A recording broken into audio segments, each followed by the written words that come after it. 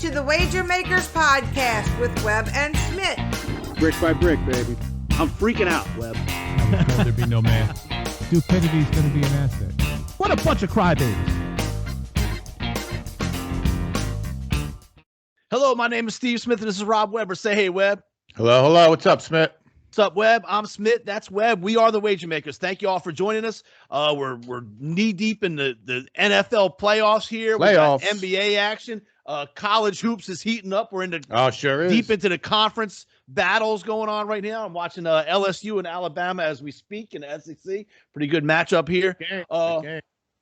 Big games this past week. Didn't do great with the NFL picks, but we're rolling with the NHL and the NBA. Yep. We're going to get you some winners this week. That'll be coming up later. Webb, this is Wager Maker Podcast number 116. Who'd have thunk it, baby? Who'd have thunk it? 116. Yeah, it's been a long time. Seems like this is old hat now. We're like a veterans. 16. I didn't really do any research. I just walked in the door a couple minutes ago, and I just got to go with Joe Montana.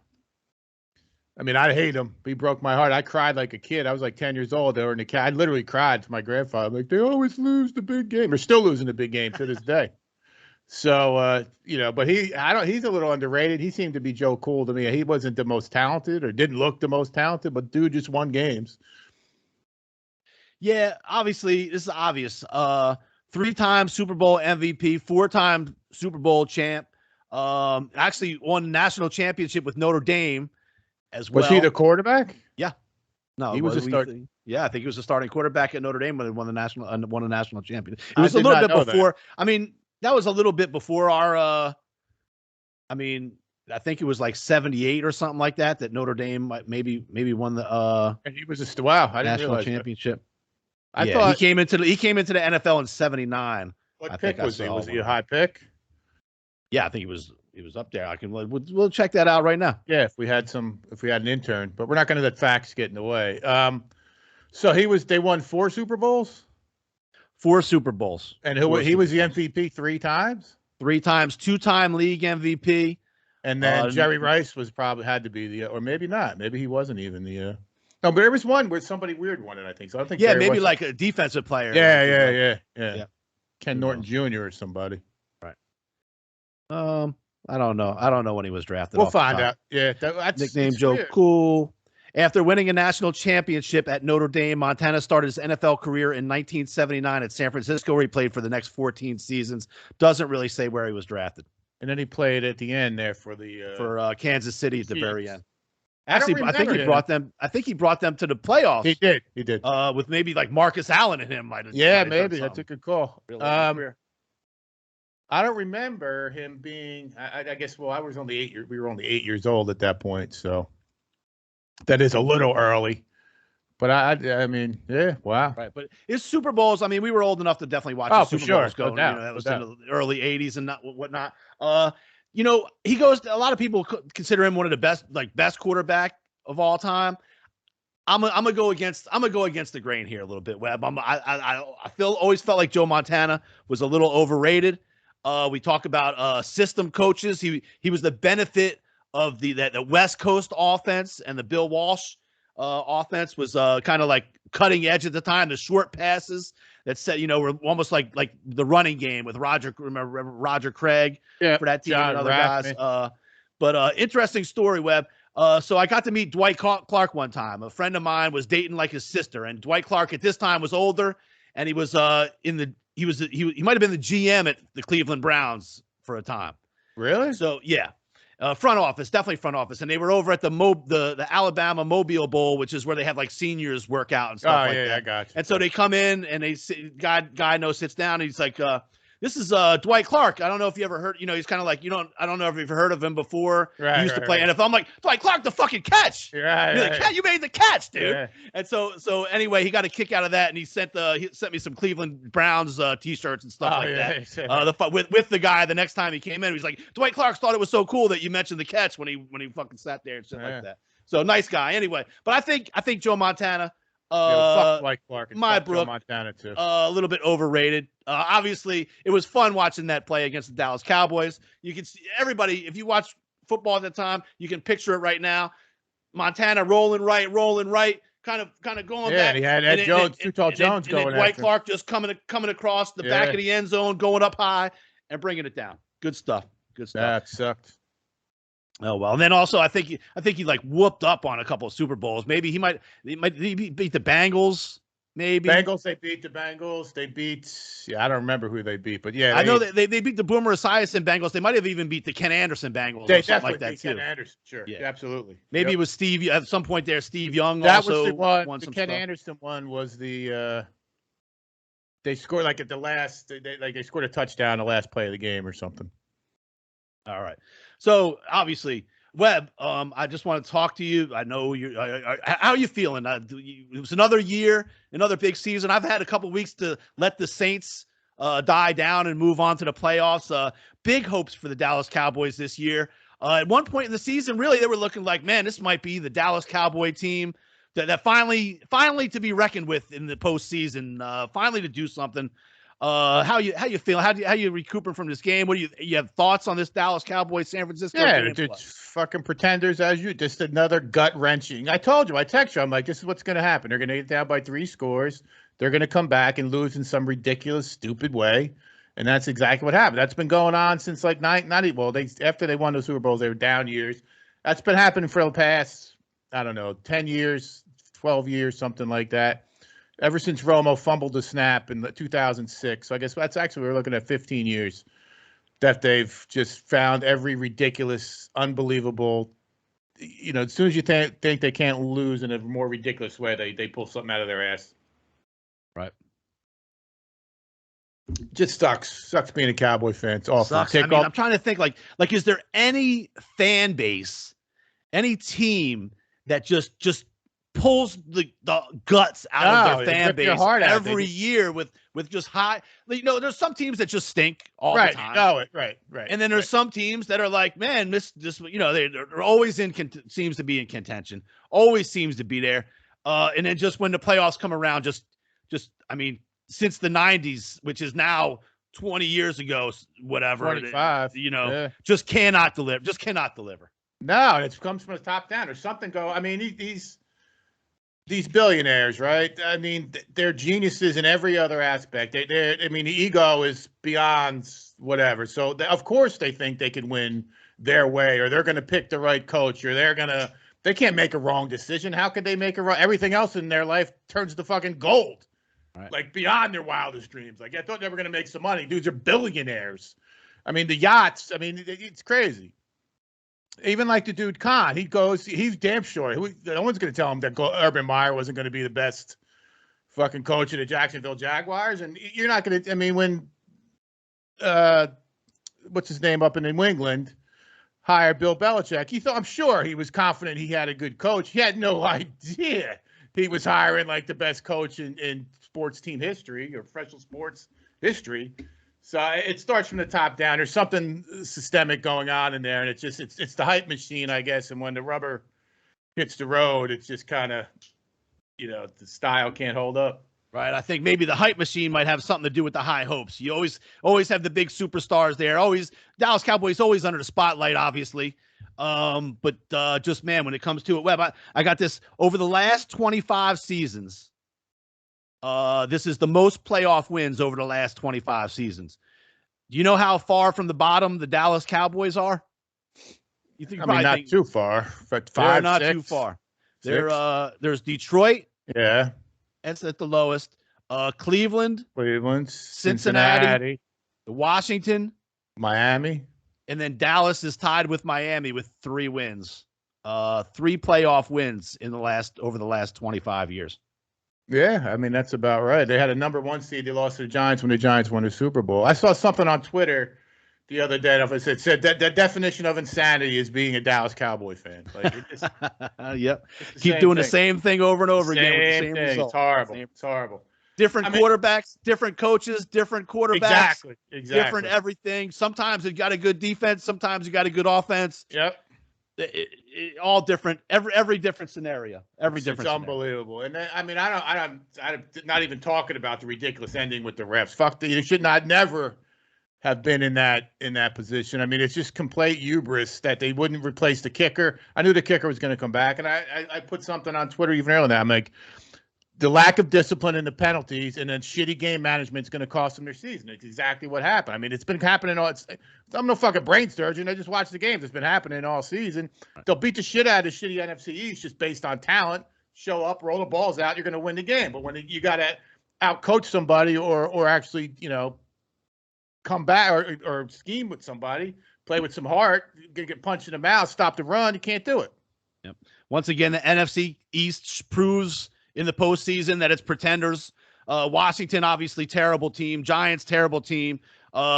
Philadelphia somehow sneaks into the playoffs, just gets not even a game to watch. They were, not even a game to watch. They were outclassed. Like that, Yeah. that was men against boys. And they came out and said that Jalen Hurts did everything that he was supposed to do. I don't understand how you can try to sell that lie to the fan base.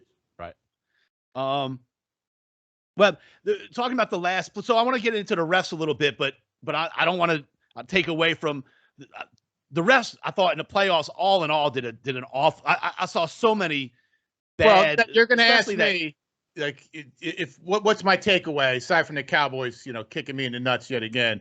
Is the referees are just way too much screen time. Like, the referees are the focal point of the game, and that's just horrendous. All of a sudden in the playoffs, every play is a damn penalty. Everything. It's like all of a sudden now it's like ticky tack shit is getting called. I swear. I think I said it. I was saying it all the weekend long because I think we were on the overs in every game. Right. Yeah. About. I'm like, these refs love the fucking unders. They stall every drive. They love the unders. You fucking zone. Big play, holding right. On every fucking big play. Yeah, especially in the red. And then not only that, but wow, it seems like every left tackle jumps early and they never call it.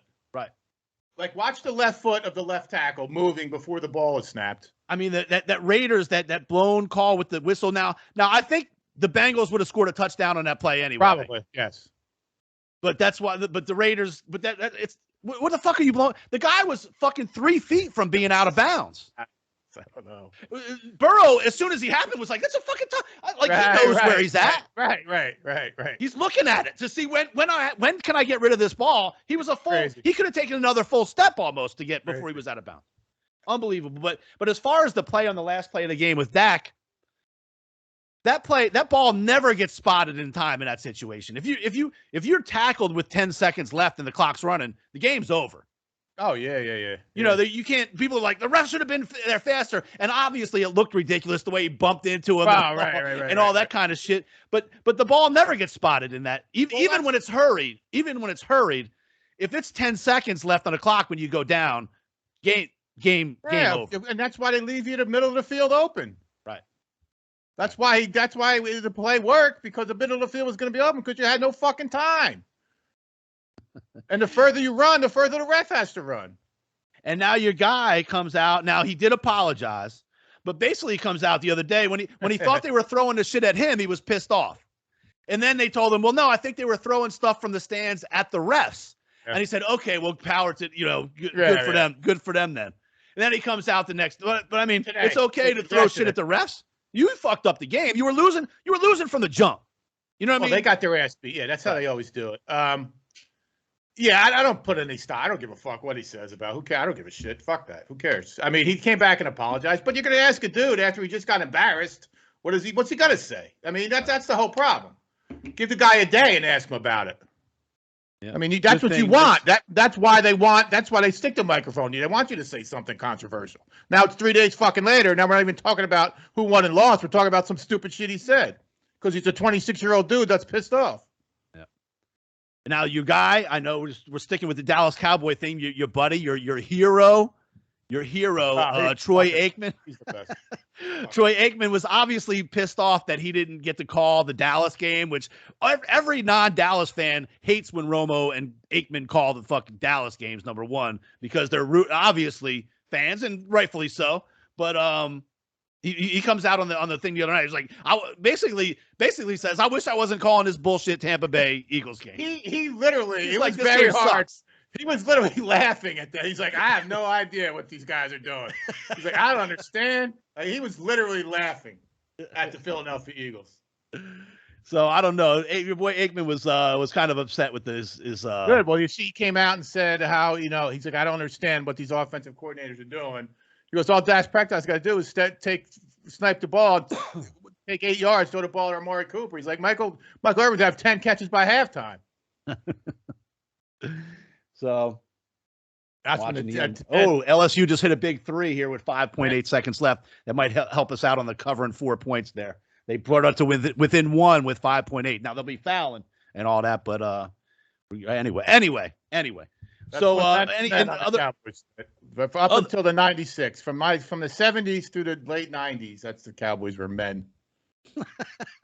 That was a long ass time ago. It is what it is. It doesn't seem like that when you say 95 or whatever. Now it doesn't seem like that long ago. Prime of our lives. That's like a long time ago. I understand. I know how long it is. Believe me. Right.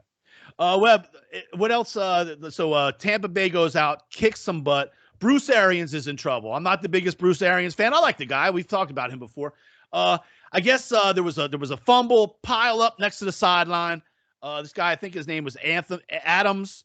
It's kind of, how they pull people off, Tampa Bay came up with a big play. They recovered a fumble, and this dude's like, he runs out on the field and like slaps him in the helmet, tries to get him to move out of the way, just stop. Like, listen, you're gonna get us a penalty, you dumbass. Right. Well, they already gotten a penalty from the other moron dude in the defensive backfield who didn't know. I don't think he knew the rules. He makes his 4th down play, and it's an incomplete. Of course, Jalen Hurts throws an incomplete. The dude runs around like they just won the fucking Super Bowl. He rips his helmet off. I'm like, there's got to be a penalty on this fucking morning. And then another play, like 20, I don't know, 10 minutes later, the next quarter, the dude catches the ball in front of him, slides. Dallas Goedert. Dude just gets up and runs right past him. I don't blame Bruce Arians. Should be punching dudes in the mouth. Right. No fucking fools. I mean, for a good team, this is the most undisciplined, stupid team. Like, they do have stupid penalties all the time. Yeah. All the time. So Arians gets fined, dude. $50,000 fucking dollars. $50 grand. Yeah. He's like, so what? It's got no bearing on the game. I'm gonna appeal it. I don't care about it. It'll get cut in half, but why? Like, that's what the NFL does. Like, they look at this stupid nonsense shit. How about you look at the fucking referees? Take that $50 grand, okay, and then hire full-time referees. It's your fucking job. Right. Yeah, exactly. I've never understood this thing where these guys are doctors and lawyers and judges, and they're making $100,000 doing NFL football. Right, and who cares? But listen, with all the money going on, pay some dudes $1 million and have them be full-time, where in the off-season they're working out and watching videos and doing shit like a full-time damn job. Pay them $1 million. How many refs are there? Let's say there's 100. Right. Let's say there's 100. It's $100 million. They own a day of the week. Shit. They own a day of the week. They just show up. They just show up and work part-time on Sundays. That's what these guys do. They got money from Nickelodeon and every other fucking station now. And the season ends in February and starts in September, August. So I don't even do the math, but there's plenty of. That's not that long. You could just do simulated games or go talk to teams. Just work out. I'm saying just be physically fit. Just be fucking as fit as the players. Right. Running up and down the field. Just watch film. Call a game. Just put a game on and call it. The fuck, man. Anyway, and now another thing about the NFL that's kind of weird, Webb. You know what I haven't noticed any this week or last week? I haven't heard a lick about it. COVID. You heard any guys out this week for COVID that we know of? I didn't hear anything. No. I'm watching the bottom of the screen there. Anybody? No, COVID got in the COVID in the protocol? Right. No. They're all asymptomatic, baby. Nobody's in the protocol now. The playoffs are here. Everybody's playing. That's right. What the fuck? It's going away. It's got to go away. Well, it is going away, but it seems like it all of a sudden went away in the NFL. Well, that's I kudos to the NFL for that. I got no problem with that. Yeah, I wish it would just all of a sudden go away everywhere. Right. Right. If you're asymptomatic, don't do anything. Right. Just go to work. Go to work. Stop lining up for a test because your mother-in-law fucking got the fucking COVID. Go to work. That's all. All right. Anyway, what else from the weekend of Joe Badass Burrow and Chase play really well. I think this might be the end of their line this week, but obviously kicked some ass last week against the Raiders. That was a pretty good game. That was really the only decent game of the week, to be honest. Yeah, they look good. I'm happy for them. I'm rooting for them. I would be rooting for the Raiders. I wish the games played out differently. What's the Bisaccia or whatever? He's kind of easy to root for, it seems like. And I'm a closet Derek Carr fan anyway. So, I don't know. I mean, there was a lot of bad. It seemed like the NFL has this parity during the season, and now it just doesn't. It might have been the 5 worst games of the season, almost. Awful. You know what I mean? And even though the Cowboys got it within a touchdown at the end, it just wasn't. It was never really thought like the Cowboys were going to win this thing. Right. Right. I think the 49ers took the opening drive, went right down the field, touchdown. You're like, and then once nothing happened after that for a while, it was like, it was maybe 5 plays that they took them to score. Chiefs and Bills really getting revved up. This is gonna be a good game to watch. Let's go back this weekend. that other game, but that's the biggest whooping I've seen a Bill Belichick team take. I think they scored 7 touchdowns in a row. That is unbelievable. Did they not punt? Did they play like a perfect game, like where they didn't punt the whole entire game? That's who. I mean, why would they at that point just hold the ball and let the clock end? And then what was the other game? The Steelers and the Chiefs. Yeah, that wasn't. Yeah, we weren't really too worried about that one. Right. They kind of hung tough there for a minute. I think T.J. Watt scored the first touchdown. Like, oh, yeah, right. All of a sudden, you're like, okay, well, they're going to be in the game. But if they turn this ball over a bunch of times, but then I think I went to the bathroom. It was 7-0 Steelers, and I'm like, oh man, we're getting 12 points. We're in pretty good shape here. It was getting into the second quarter. Right. It was 7-0. I came out the bathroom. I think it was 21-7. Right. I'm like, I wasn't even doing a number 2. I was just went in. I might have got a snack or whatever. Went to the microwave and came back. Yeah. I come back. It was 21-7. I'm like, and she said the ball. I was like, oh, maybe that was all she wrote to get him going. So anyway, all right. So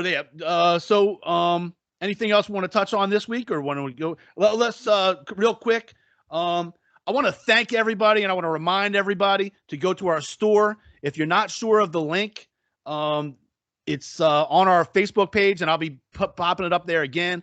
And I'll even put some links in our podcast this week and all. I want to thank everybody. I know a lot of people went on there, bought T-shirts, hats, sweatshirts, and stuff like that. We really appreciate it. And this is one way we get a little bit of money in our. It goes to us that goes towards. Shit, the next thing will be March Madness pool. Web will be coming up soon. It's to be here quick. Absolutely. So we really appreciate that. If you like the show and you want to trying to figure out some way you can support, this stuff is not free. The time is not free, but also this fancy technology. Dude, the insight is you can't buy this. You can't buy the insight that we provide here. This is invaluable. Well, I just wanted to thank everybody. We had a lot of people buy some stuff this last week, and that was really cool. Web at Sports Watch Monitor. In the NBA, we were a number 3. In the NHL, we were a number 2. And for 2022 so far, we are number 6 at the Sports Watch Monitor. Yeah. And we are rock solid. Rock solid. We've been good. I mean, especially on those other sports. And I got some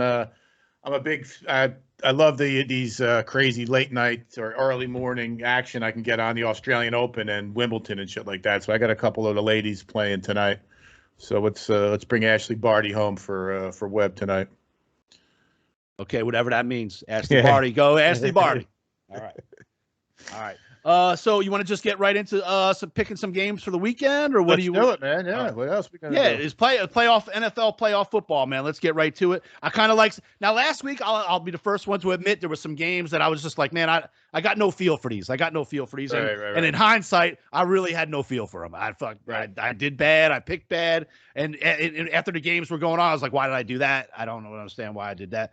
But anyway, I got some good feels on these games. So let's get right into it. Saturday. 3:30 Central. I guess that's 4:30 Eastern time. The Bengals go to the Titans. Webb. It's a tough one. 3.5 and 47. Derrick Henry is back, I believe. Right, he practiced at a full contact practice. They're trying. The Titans. We've been waiting for them. All season. They're not that good. And the Bengals have come on lately, and this is a long-winded way of saying I'm not sure. I'm gonna kick this one to you and let you. Okay, well, this is one game I like. I love Joe Burrow. I love Jamar Chase. I've been rooting for the Bengals for a while. I love the way they looked this past weekend, but But, Webb, I picked the Titans to win the Super Bowl last week. I think that Vrabel is probably the most underrated coach in the NFL. That I agree with. The Titans have the type of team that's built for the playoffs. They play tough D. They play hard. They play smart. Tannehill gets to the ball to the two big wide receivers they have there. They got the power running game, whether Henry's there or not. They've still been able to run the ball. Yeah, true. AJ Brown is the big wide receiver. AJ Brown, Julio Jones, and they play good ball. They're smart, and they've actually been here before. I mean, they made it to the AFC Championship game a year or two ago. They've been in the playoffs. They're playoff ready. 3.5. If you can buy it to 3, that's great. But I think the Bengals, this will be too much going on the road here. I love the Titans after a week off, getting ready. I love the Titans in this one. Well, the number 1 seed's a huge advantage. I love the what's his name? Phillips, the defensive end, is real good for the Titans. And I don't know, the Bengals. Listen, they had a great year. There's nothing. They'll be stoked, no matter what happens here. But I'm sure, they have their eyes on advancing. I have no problem taking the Titans. I will end up buying it to 3. It's going to cost me some juice there, but fair enough. I got no problem doing that at home. No problem. And I even kind of like, depending on the weather, I kind of like the over in this game because I could see one team getting up and maybe Joe Burrow being able to pass. I could see Chase making a couple plays. Yeah. From behind, where if one team, let's say the Titans get up by a couple touchdowns, I could see them Bengals. The Bengals are capable of getting a couple late. Right. Right. If they needed to. In a hurry up. Yeah. So let's stay off that for now. Yep. Next game, Webb, 49ers travel to the Packers Saturday evening. This is another similar scenario. This is the number 1 seed at home up in Green Bay. I don't see how Aaron Rodgers is going to lose this game. 6 points is 6 points, but it's less than a touchdown. Garoppolo, he's going to throw a pick. He threw a pick last week. That game wouldn't even have been in jeopardy or whatever had he not done that. And the Niners, I don't know what's going on with Bosa, Nick Bosa. Everyone loves the Niners. I think that was more of a Cowboy stepping on their dick than the Niners doing anything. I'm going to take the Packers at home. I think they got some of the defensive guys back. Bakhtiari's back, the left tackle, and I think Jamar, one of the cornerbacks, he's real good, is back too. I think so. I like the Packers here. I like the Packers as well. Can I just say this? Can somebody, and it's probably easier said than done because I'm making it sound easy. Just tackle Deebo Samuel, whether he's running the ball or catching the ball, and Kittle and Samuel just get them down. Yep. That's all they do. They hand it to him. They toss it to him. Yep. They do the shuffle pass to him. Right. They do every damn thing, and he's running around the outside and dudes. He's like a beast when he gets against the defensive backs because he brings a load, and they just don't want to tackle the dude. That's straight up, and that's Kittle and Deebo Samuel even. He runs between the tackles sometimes and gets yardage. I mean, I'm not crazy about taking both favorites the same day, but that's how it played out. So dig it. I like someone's going to get upset this week. I may be going. This might be a foursome, but we'll see. We'll see how it goes. Because can I tell you how much I hate the Rams? I hate the Rams, Webb. I hate every person on their team. I hate the way they play. I hate their coach. The only one I like is their defensive tackle, but he's even kind of a jerk. Yeah. He's not. He's always in the fray of some bullshit. Yeah. Everybody knows you're the best defensive player in the league. You don't have to be this asshole the whole time. Right. Because your team is a bunch of softies. Jalen Ramsey is a softie. Yeah, he sucks. Period. And, when Reggie White was like the most dominant player, he was never. He wasn't an asshole. No, he just fucking kicked your ass and went to the sideline and fucking said a prayer or whatever he did. He was a preacher or something, wasn't he? Right. Yes. I like the over in this game, though. I do think that the secondary of the Bucs, I think, is a little questionable. They did not seem like they wanted to tackle, certainly in the second half of that game. I'm gonna go over 48.5 in this one. I'm down with over. I'm down with the over. But I also like Tampa, to be honest. Yeah. I mean, I know Tampa's kind of banged up offensively. They don't have a lot of weapons. Hopefully Fournette's back this week. And then Tristan Wirfs, I hope if he plays, that's a big deal. So we taking the Bucs too? Yeah, fuck it. Take the Bucs. All right. That moves us on to the Bills and Chiefs. Well, both of these teams certainly the Chiefs seem to be catching their stride. I know the Bills looked ridiculously good last week. But this is gonna be one hell of a game. It's a good game. I mean, the Bills will look better than they are, obviously. 1.5 and 54.5. I mean, like you said, this is gonna be a quadrifecta. I like the Chiefs at home and the over. They're gonna score. They're both gonna be around 28 points. What I don't like, what scares me a little bit here is this. If the Chiefs, I mean, we're betting the Chiefs are gonna be. That's gonna be the third season in a row that they're going to be at least to the AFC Championship, right? They won the Super Bowl. They lost the Super Bowl. They do this again. But it is what it is. I mean, that gives me some pause. But well, the Bills have won at least 5 games in a row because I'm just looking at the last 5 games right now. And now, is this a rematch of last year or no? I believe it's a rematch of a playoff game. So the Bills have won 7 in a row. And KC... The Bills, I still don't. I mean, they're gonna have to win some before I can. KC's lost 1 game in the last. If they don't turn it over 3 times, I mean, it's a silly thing to say. The last they lost in week 17. Oh shit, I'm looking at them. They lost in week 7 and they lost in week 17. But up until week 7, we were like, oh, Kansas City's losing some of their shit. Right. Since week 7, they lost 1 time. Yeah, Kansas City's good. They're at home again. They've been here. I'm going until the Bills, until somebody knocks them off. Again, the Bills got to show me, prove something to me. They got to win a game before I'm going to jump. Bills are good. I ain't taking nothing away, but Kansas City's at home, and Kansas City's pretty damn good too. Put it that way. Right. So right. You know, it's not really disrespecting the Bills. It's Kansas City. They're at home. Right. I mean, these are 4. They're not laying nothing. What's it, a point and a half or something? 1.5 and 54.5. Yep. I mean, you gotta see, you're saying you're going really out on a limb and saying, listen, Kansas City is going to win a playoff game at home. Right. I'll take it. Right. I'll take that. Right. And the Bills on the road. And the Bills looking so dominant against the Patriots last week just helps us 100%. 100%. Because that could, if the Bills win a tight game against the Patriots, it's a 3-point line in this game. Absolutely. Yeah, but the odds are in our favor. Absolutely. Right. The advantage is to the home. The nation, the nation, the perception of the Bills after this last game is helping us out. And we've seen how that worked all season long. Yep. Always works.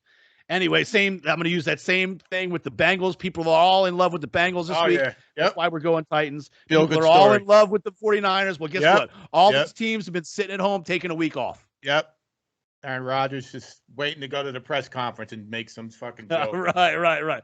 Talk about how he don't have COVID no more. Right. How maybe he'll play for the 49ers next year. Might be dating a new supermodel or something. Right. New actress. Right. Yeah. Walking around barefooted, long hair, like a dirty, greasy scumbag. He's gonna have dreadlocks. Kumbaya and fucking doing yoga, meditating. All right, so we got the Titans, Packers, over Tampa Bay, Buccaneers, Kansas City, and over Kansas City. That's that? That's it, man. It's that 6 plays. That's a minimum of 4 and 2. I guarantee that. Thank you again, everyone who went to our store. We had a couple people requesting some different things for there. We're going to do our best to get some stuff on there. Shirts and hats. Golf shirts and hats. They don't have that at that website. We got it. We got to change it. I found the one that worked. That I was able to work. That was the thing. It was easy. Ease of use was the thing I was going for. So anyway, we'll work on more merchandise. And anyway, thank you, Wilbur Investigations, MN3 Technologies, Buffalo Grill in Little Rock, Arkansas, Little Saint the Goat and See Really, John Grow, everybody for listening. We appreciate you guys. Look, I told you last week I was a little bit rough on the picks for the wild card games. Super wild card. Right. Playing games. Titans, Packers over Tampa, Bucks, KC over KC. 1, 2, 3, 4, 5, 6. 4 and 2 minimum. That's 4 and 2 minimum. Guaranteed. 4 and 2 minimum. Yep. And if we go 4-0 or 2-0, well, I guess we're 2-0. Fade time. That's right. Tread lightly on that late game. Yeah. Don't double down if we go 4-1. That's right. All right. Anyway, thank you all for listening. Webb, take us out. It's always good. Thanks. A little shout out to Scott Wheatley real quick for that. The Kentucky Derby prep races. That's always gets me in a good mood. Start looking some of these better horses running around a race and putting some bets on that stuff. So thanks for that. Thanks everybody for listening. Really appreciate all the boys hitting the store. I did order some stuff myself.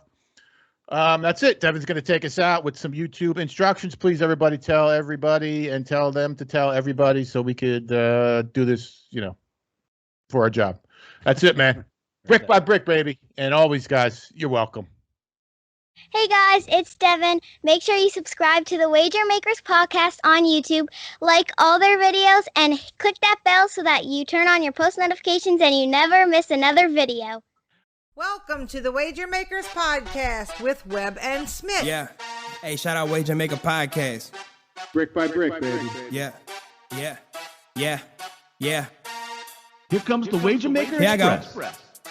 I hear y'all sick of losing money cause y'all don't know how to bet. Better hit that Wager Maker podcast with Smith and Webb. They gon' show y'all how to do this. Take these notes like y'all some students. Y'all can't seem to pick them right. Well, tonight y'all lucky night. It's that Wager Maker podcast. Wager Maker podcast. Wager Maker podcast. Your bookie getting sick cause we built this brick by brick. It's that Wager Maker podcast. It's that Wager Maker podcast. It's that Wager Maker podcast. Come and place your bets with that WM Express. Let's go.